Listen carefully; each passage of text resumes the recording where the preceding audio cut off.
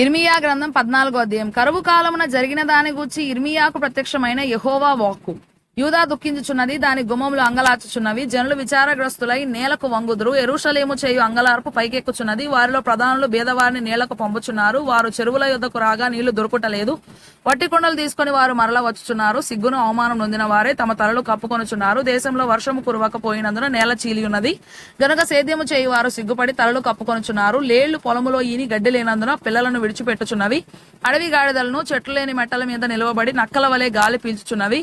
మేత ఏమీ లేనందున వాటి కనులు క్షీణించుచున్నవి. యెహోవా, మా తిరుగుబాటులు అనేకములు. నీకు విరోధముగా మేము పాపము చేసితిమి. మా దోషములు మా మీద దోషారోపణ చేయుచున్నవి. నీ నామమును బట్టి నీవే కార్యము జరిగించుము. ఇశ్రాయేలునకు ఆశ్రయుడా, కష్టకాలమున వారికి రక్షకుడా, మా దేశంలో నీవేళ పరదేశి వలె ఉన్నావు. ఏల రాత్రి వేళను బస చేయుటకు గుడారము వేయి ప్రయాణస్తుని వలె ఉన్నావు. భ్రమసి ఉన్న వాని వలెను రక్షింపలేని సూర్యుని వలెను నీవేళ ఉన్నావు. యెహోవా, నీవు మా మధ్యనున్నావే. మేము నీ పేరు పెట్టబడిన వారము. మమ్మను చేయి విడవకుము. యెహోవా ఈ జనులతో ఈ మాట సెలవిచ్చుచున్నాడు. ఈ జనులు తమ కాళ్లకు అడ్డము లేకుండా తిరుగులాటకు ఇచ్చగలవారు గనుక యెహోవా వారిని అంగీకరింపడు. ఇప్పుడు ఆయన వారి అక్రమమును జ్ఞాపకము చేసుకొనును, వారి పాపములను బట్టి వారిని శిక్షించును. మరియు యెహోవా నాతో ఇట్లనెను, వారికి మేలు కలుగునట్లు ఈ ప్రజల నిమిత్తము ప్రార్థన చేయకుము. వారు ఉపవాసం ఉన్నప్పుడు నేను వారి మొరను వినను.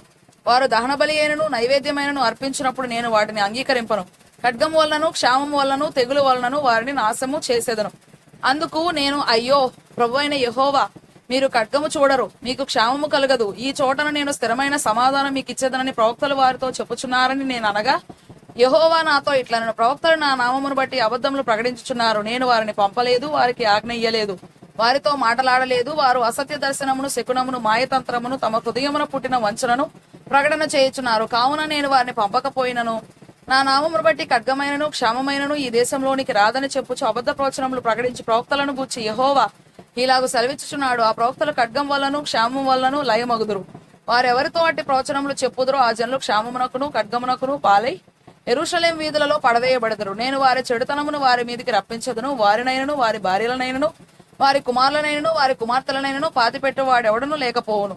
నీవు వారితో చెప్పవలసిన మాట ఏదనగా, నా జనుల కన్యక గొప్ప ఉపద్రవం వలన పీడింపబడుచున్నది, ఘోరమైన గాయం నొంది ఉన్నది. దివారాత్రం మానక నా కనుల నుండి కన్నీరు కారుచున్నది. పొలములోనికి నేను పోగా ఖడ్గము చేత హతులైన వారు కనబడుదురు.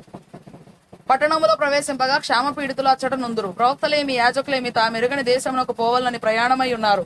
నీవు యూదాను బొత్తిగా విసర్జించితివా? సియోను నీకు అసహ్యమైన మాకు చికిత్స దొరకకుండునంతగా నీ వేల మమ్మను కొట్టిదివి.